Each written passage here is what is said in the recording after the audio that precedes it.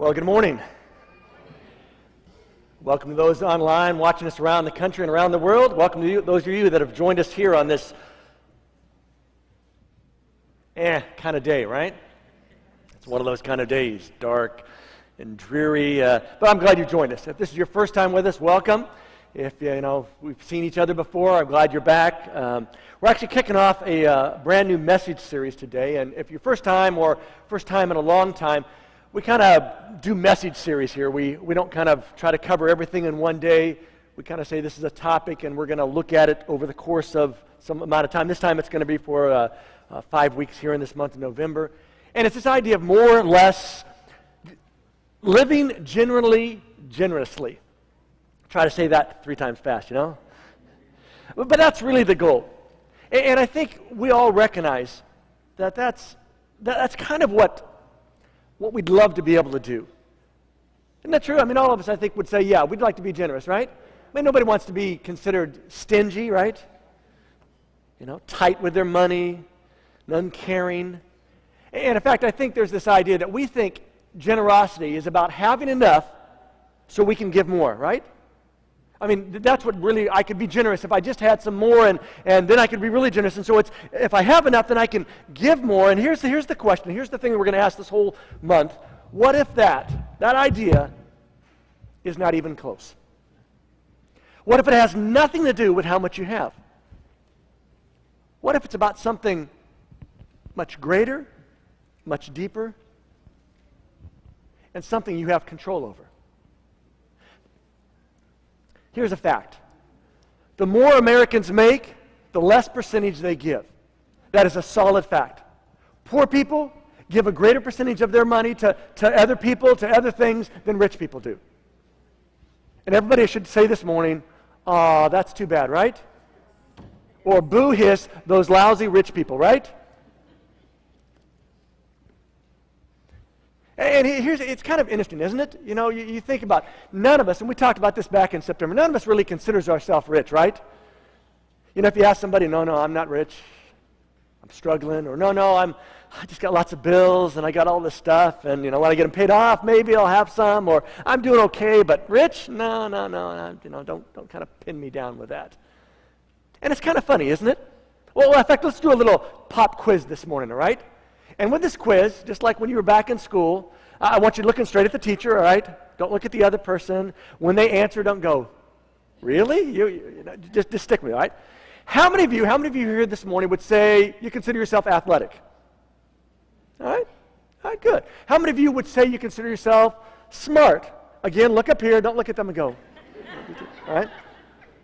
How many would consider themselves caring?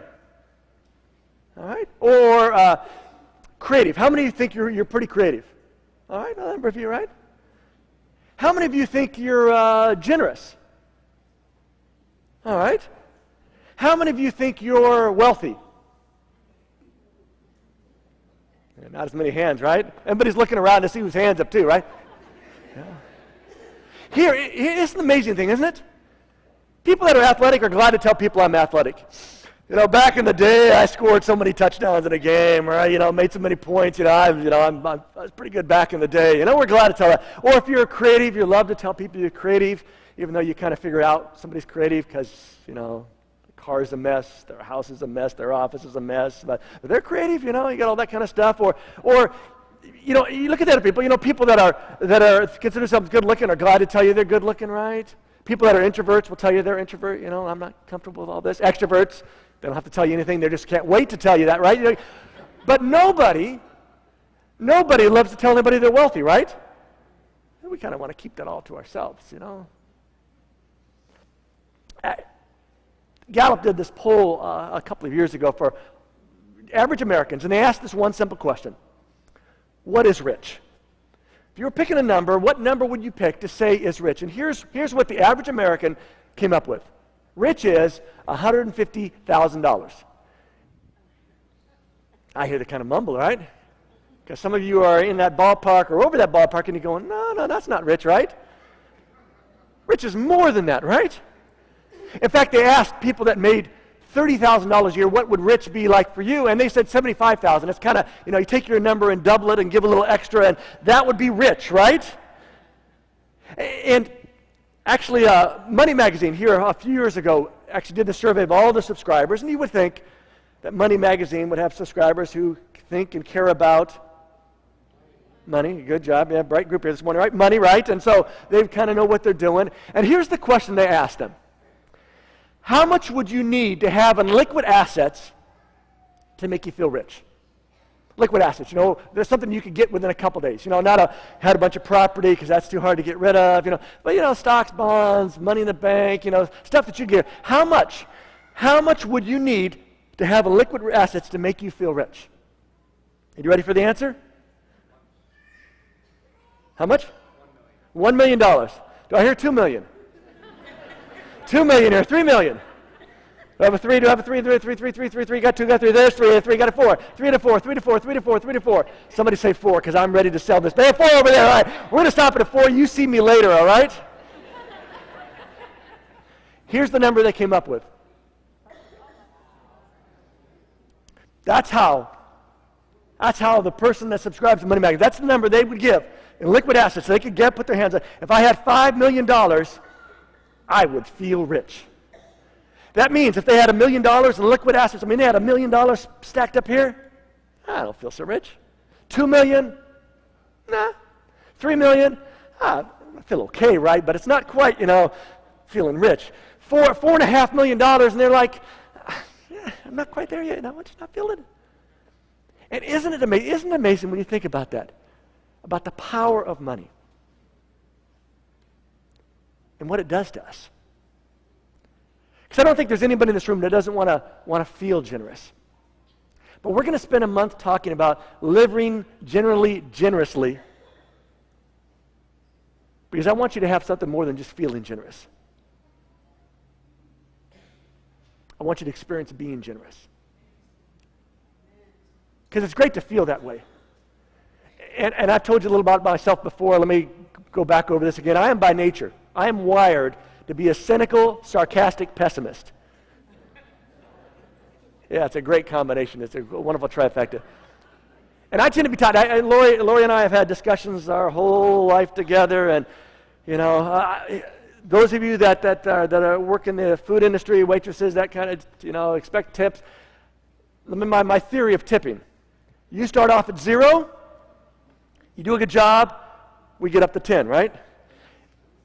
I've gotten more generous as my later age. I go up to 50, maybe 20, but it's got to be really good, right?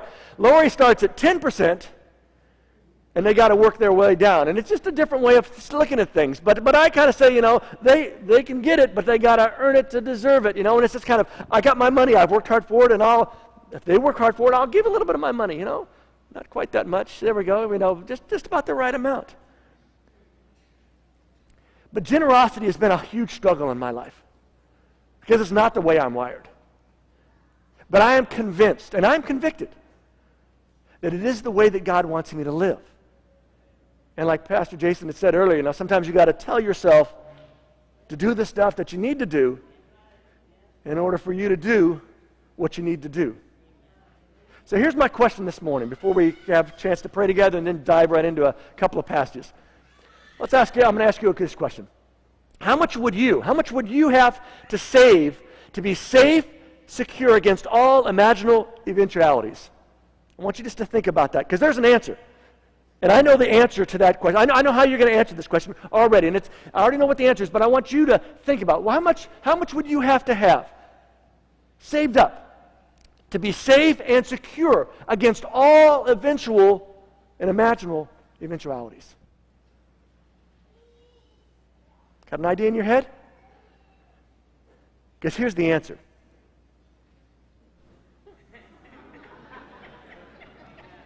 Right? It's always got to be a little bit more, because what if, right?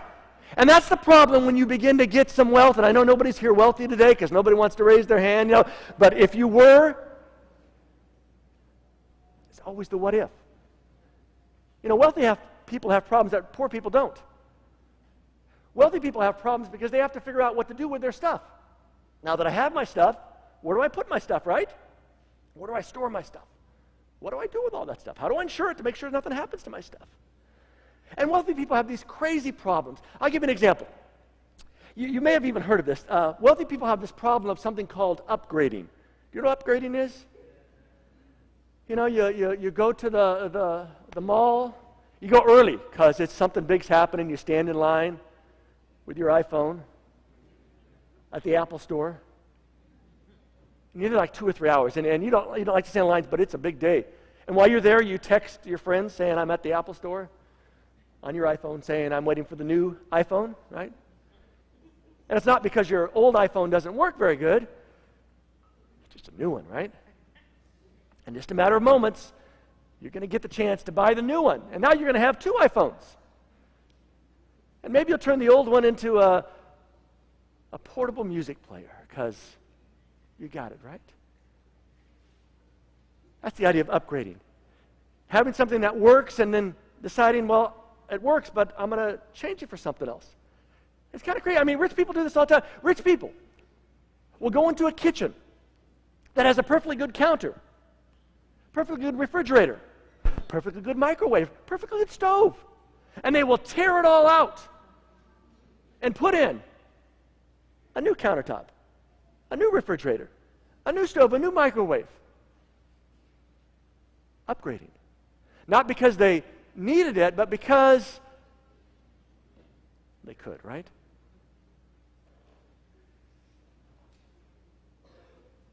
And most of us sitting in this room today are affected by this whole upgrading system. Just go home this afternoon. Look in your closet. And think to yourself, when was the last time I went and bought clothes?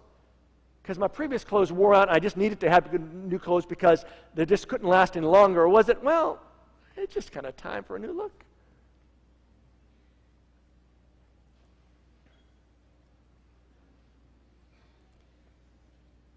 The challenge for all of us is to recognize the power and the effect of wealth on our lives. To see what it does to us. And the problem is, we don't think we're wealthy, we don't feel wealthy, so we're not wealthy, right? Because if we were wealthy, we'd know we were wealthy, but we don't feel like it, so since we don't feel like it, I can't be, right? And we don't see the connection it has. So we're going to look at a couple of passages. Before we go there, I'm going to invite you just to bow your heads, and let's pray one more time together, right?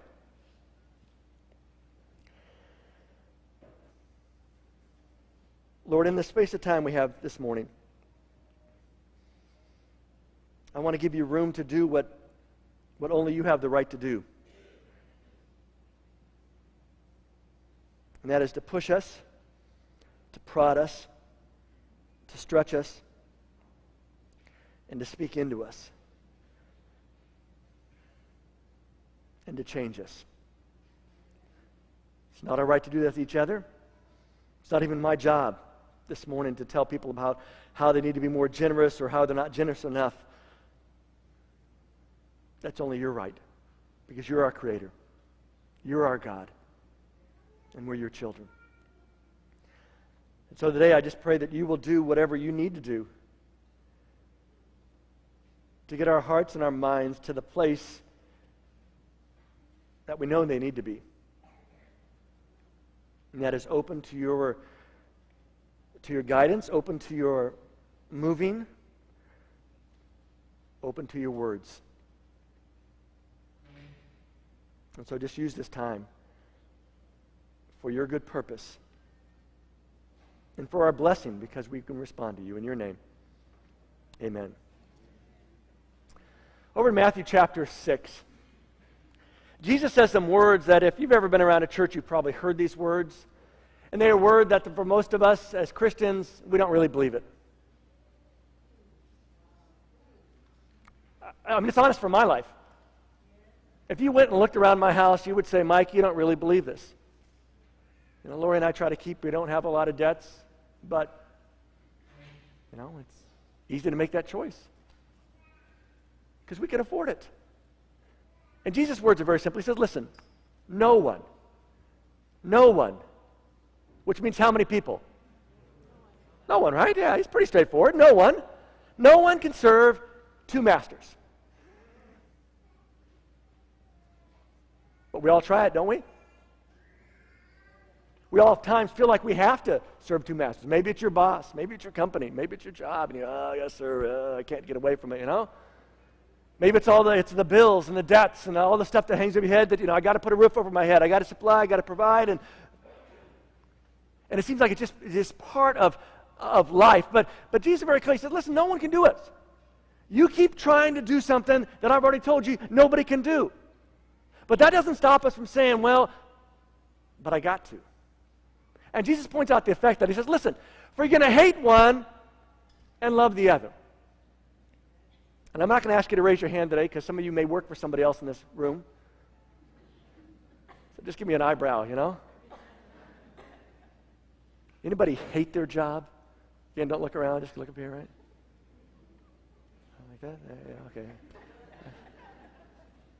But you got to go, right? And you find yourself hating it and wishing you could be, at home or wishing you could be doing this other thing. And you find yourself, and he says, listen, you're either going to be devoted to the one and despise the other. In other words, you're going to, give more to the one, you're going to put in time for the other, but your heart's, and he said, that's what happens. That's the effect of trying to do what I've already told you no one can do, right? It's going to happen, and you've had that experience. And he goes on and says, listen, the number one competitor to God in your life is your stuff. And you need to be convinced of that, and I need to be convinced of that. Because it's true. The number one competitor to God in my life is not the devil. I mean, I think he's behind all this stuff, but he's not the biggest threat. In fact, over and over, if you read through the stories of Jesus' life, Mark's writings, Matthew's writings, Luke's writings, John's writings, you'll see this consistent message of Jesus. Your biggest competitor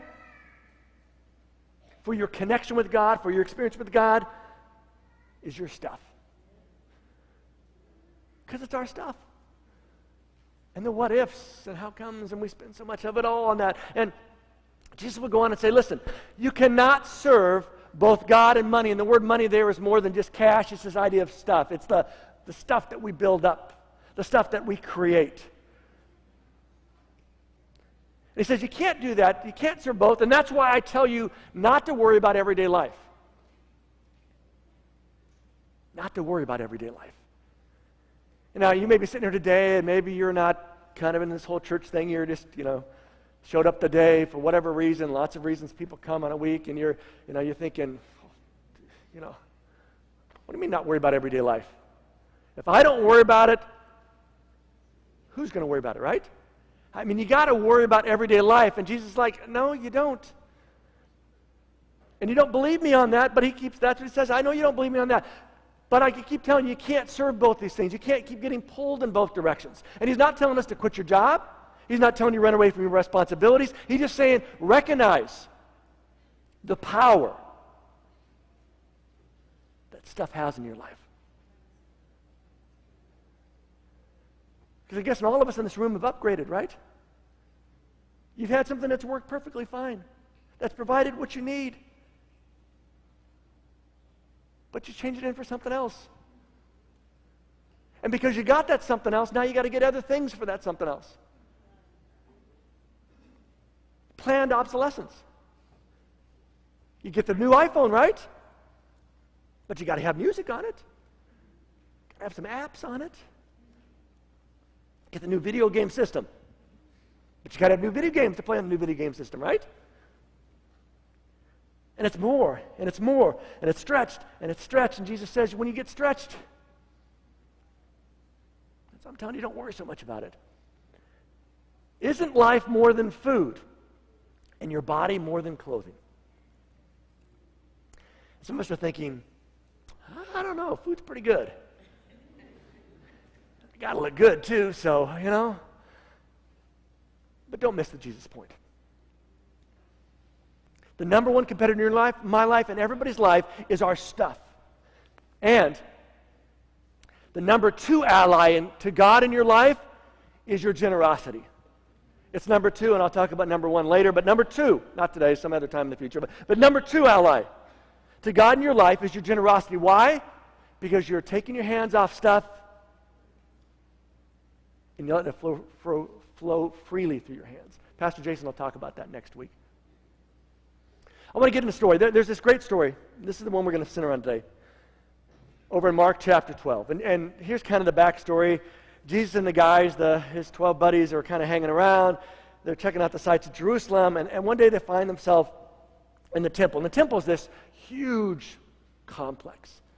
And there's a ton of people there. There's, rich people, there's poor people, there's tall people, there's short people, there's men, women, children. It's there's people that are arguing, there's people that are talking, there's people that are praying, there's people that are just listening.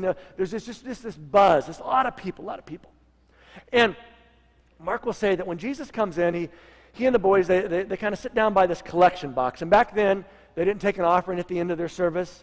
Just whenever you came to the temple, they had this box back there. And you could come and put your donations, your offerings, your tithes, your gifts in this box. And so it said Jesus sits down near the collection box in the temple, and he watched as the crowds dropped in their money.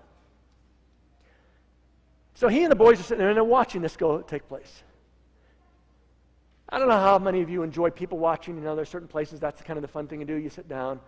There's always somebody in the crowd, if you're with a group of friends, that somebody's always making the comments, right? Oh, look at her. Really?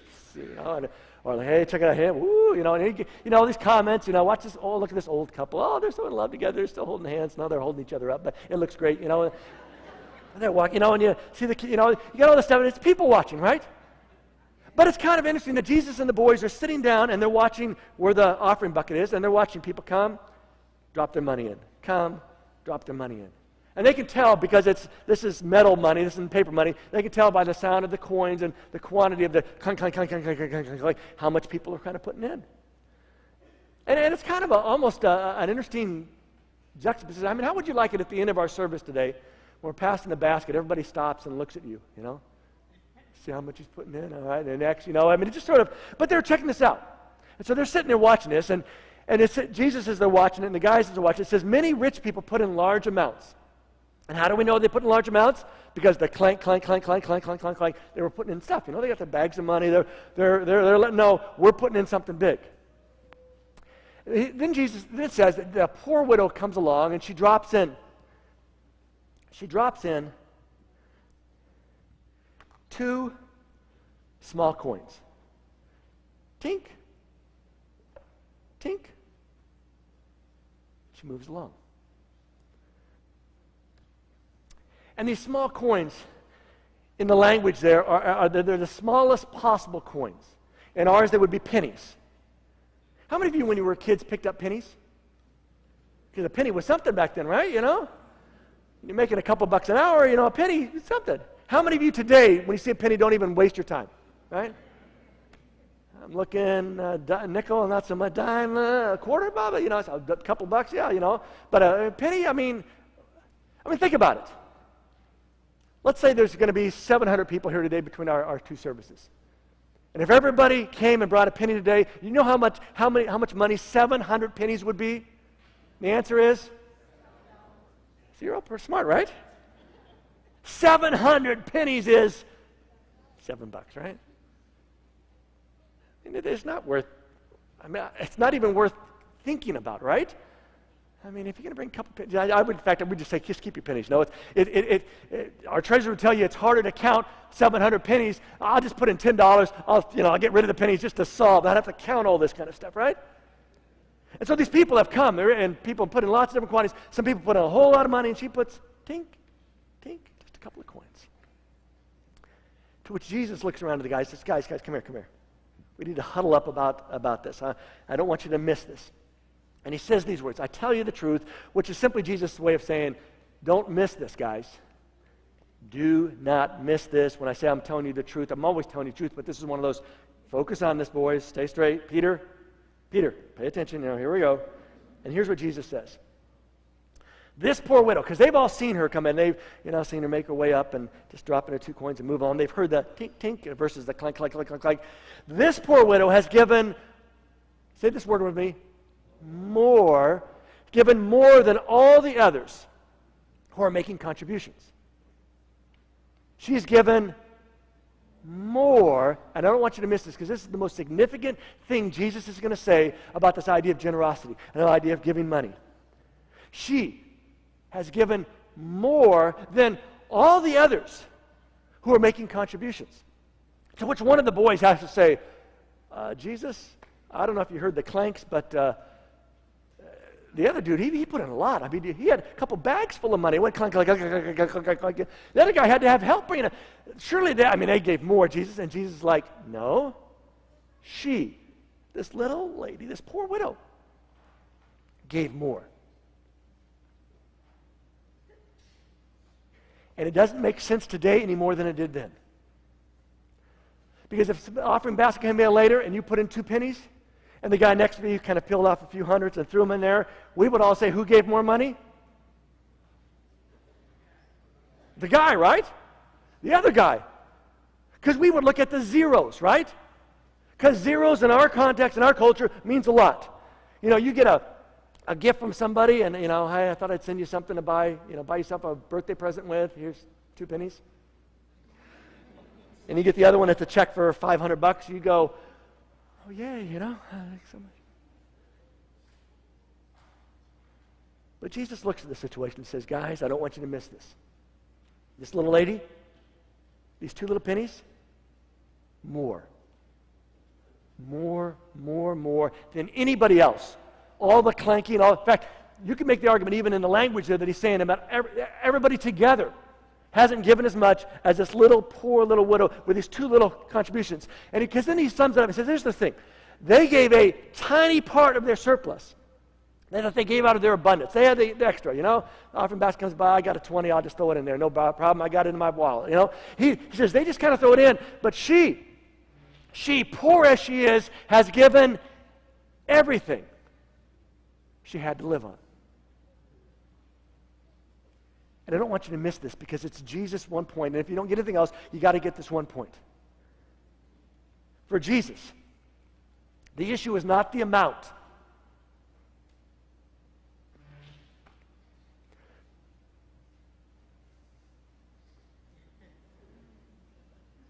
Somebody said, ooh, that's deep, Mike. Somebody said, ooh, deep, right? It took me a while to come up with this one, But that's Jesus' point. It's not the amount,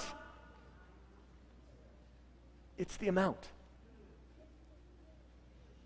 See, we feel generous when we can give something to somebody. How many of you give to somebody, on the corner, at the stoplights, they got the little sign, we'll work for food. Yeah, right. Or, veteran, God bless you, homeless, 12 kids. If you give, how many people give? Raise your hand. Be proud of this. It's not setting you up for anything. Just, all right. We give, and sometimes you feel pretty good, sometimes you don't feel so good. It's just kind of this weird thing of, but you want to do something, and so you give a little, and you feel good, and you feel generous because, hey, I did something nice for somebody, and you did something nice, and I'm not doubting the idea of generosity there. But the question really is, did you really give generously?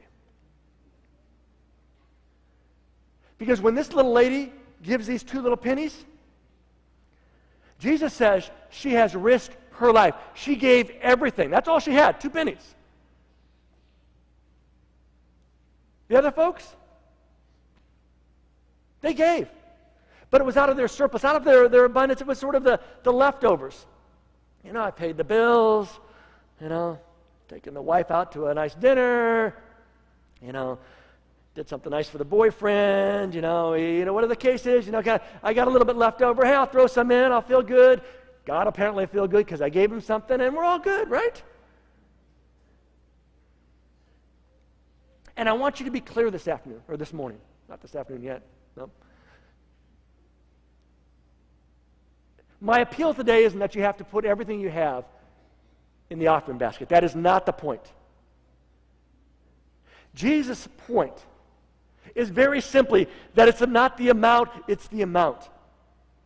And that Jesus doesn't want us just to feel generous, he wants us to be generous. And when you're generous, it's that you gave something of your life. You've given something significant, and it doesn't have to be a lot of money. It's just that it can't be sort of we've pacified ourselves because I've written out something that has some zeros behind it. So I'm moving the period over to the left a little more because that's way too many zeros. That's a pretty good amount. It's not that kind of peace. It can't be that kind of peace. So I want to talk to you in the couple minutes we have left here about the idea of a generous plan. And the idea, I want to talk to you about this because here's my conviction. Those of you that consider New Hope your church home, this is a wonderfully generous church. It is. I'm not blowing smoke. I mean, there are lots of things we do, and there's lots of money that gets raised, projects that get done, lots of things take place. And this is not a setup for stuff, though later you're going to think it's a setup for stuff, but it is not a setup for stuff. I am very serious about this. My goal for all of us is not to squash our generosity, but it's to increase our generosity for us to think about what it means to live generously, not sporadically generously or occasionally generously or in the moment generously. It's about an attitude, it's about a lifestyle, it's about a direction, it's about a change and choosing to change, to be part of that change in my own life so my stuff doesn't eat me up. So my stuff doesn't weigh me down. So that I don't become a slave of my stuff and it pulls me away from God. Because it's a danger for all of us. It's the number one enemy is our stuff. So here's a generous plan, and I talked to you about it because, again, generous group, but here's the problem. I think we need to have a plan in our own lives and our own minds about what generosity is. And I'm talking to myself as much as I'm talking to you because I don't really have a great generous plan. I'm just much more generous today than I was 20 years ago. Lori, I'm surprised she didn't say amen from the back there. Much greater. And I thank God for the way He's worked in my life, but I am not anywhere close to where I need to be. And when I say where I need to be, it's not about a specific dollar amount. It's about how I think about generosity, how intentional, how much I am really generous versus just those moments when I feel generous. So here's the problem. In a generous plan, if I have no plan, this is how I give. I give spontaneously, and some of you are great at it. You're at something, they put up the pictures of these little starving kids, tell this heartwarming story, and you're moved. And I'm not squashing it. That's not a bad thing. Nothing bad about being spontaneously generous, right? But when you don't have a plan, that's how you kind of operate.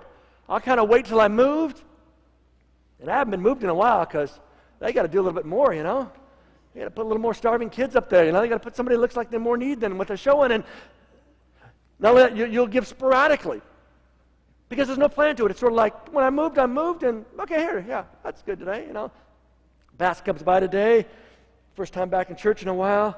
Thought I ought to throw something in to show that I'm here today, my presence is marked, And you also give sparingly.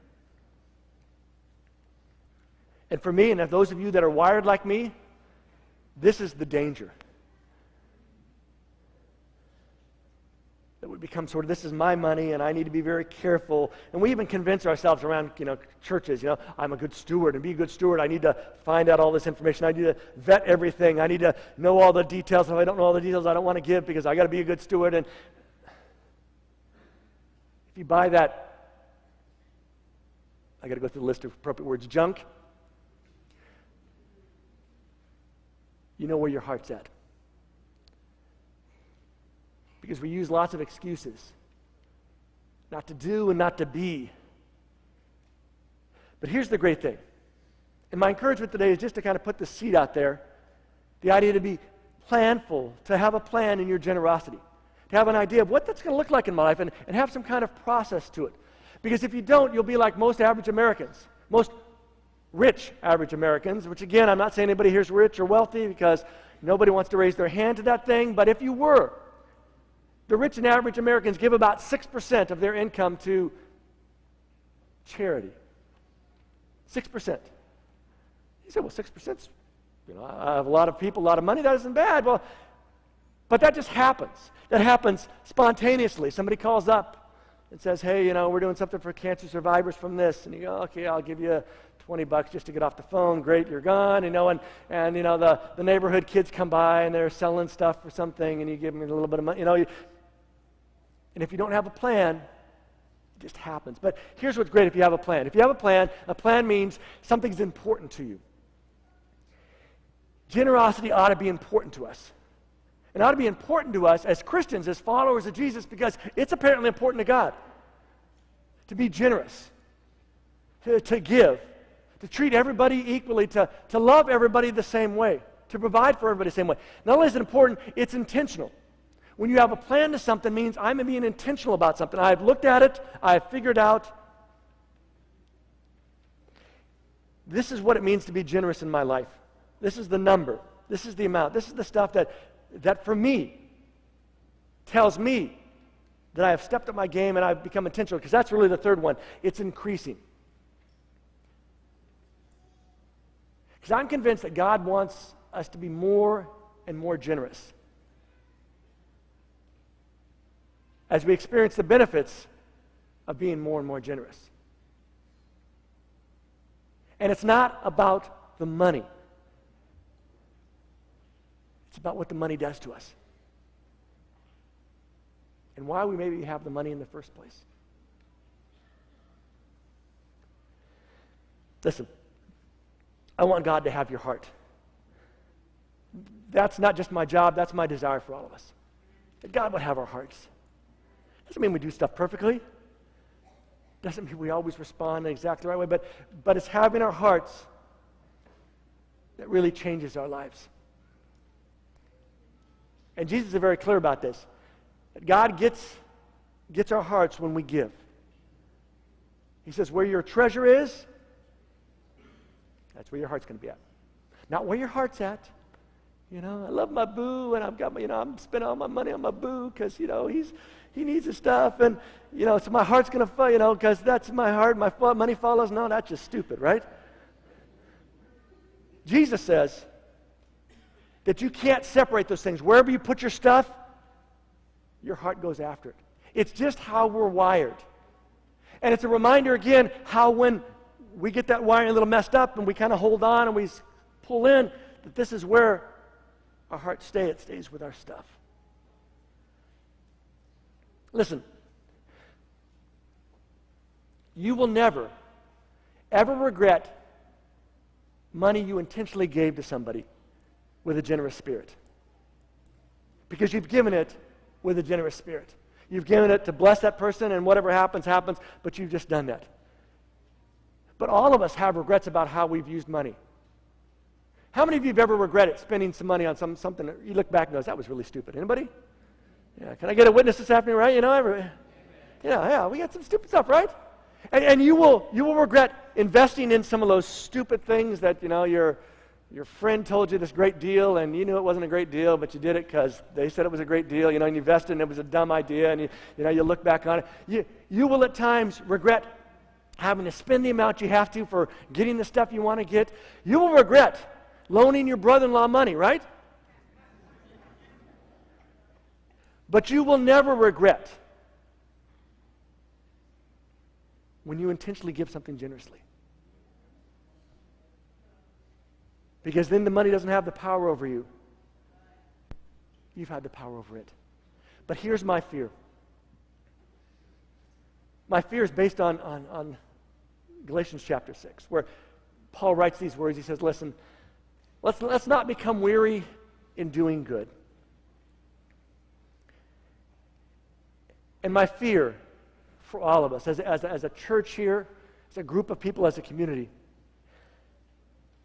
is that someplace we'll reach our saturation point. And we're going to get weary of doing good. At what point have we passed from doing good to doing too much, and where we need to cut back and need to settle down? And I worry about that. I worry about that because it's a temptation for all of us to get weary in doing good. We see the rewards, but the rewards aren't as moving anymore. We understand why, but it just seems like there's more, and there's always more needs, and there's always more stuff, and opportunities, and we'll do some addressing of that later. But Paul simply says, listen, don't worry about that. There's a reward, but it's not the focus. Don't get weary in it. And in fact, he says, as we have opportunity, let us do good to all people. Especially those who belong to the family of believers. Let's not forget them. Let's not come out focused all out there and forget everybody here. But let's remember everybody in this as we have opportunity, as we have a chance to do something for someone else. See, because my fear is that when we get too hooked up to the zeros, that we'll stop at a certain portion. And in that process of stopping, we're sort of telling God, no, I don't think so. We're putting the brakes on here. This is where I'm comfortable at. And not this is where I'm trusting you at. And again, let me be perfectly clear. This is not a setup for what we're going to talk about later today. This is not a setup for you to give more to this church. I'm not asking for any of those kinds of things. We're all clear on that? Yeah, you're not clear on that. I know some of you don't believe me. But that's all right. But my fear is for your own soul's sake. For my own personal experience. That when I pull back, when I get stingy, when I go, oh, I don't know, I don't really want to know, I don't know. I know what it does to me inside. And I know what it does to me between me and God. Because it says that I'm going to value mine more than I'm going to value God's. And I don't want us to be in that place. And that's why we're going to spend this month of Thanksgiving talking about living generously.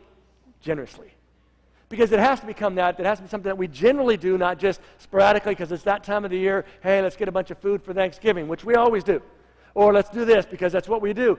It's about how we really spend our lives and what we do with our lives. So with that said, let me talk to you about 3 ways to give.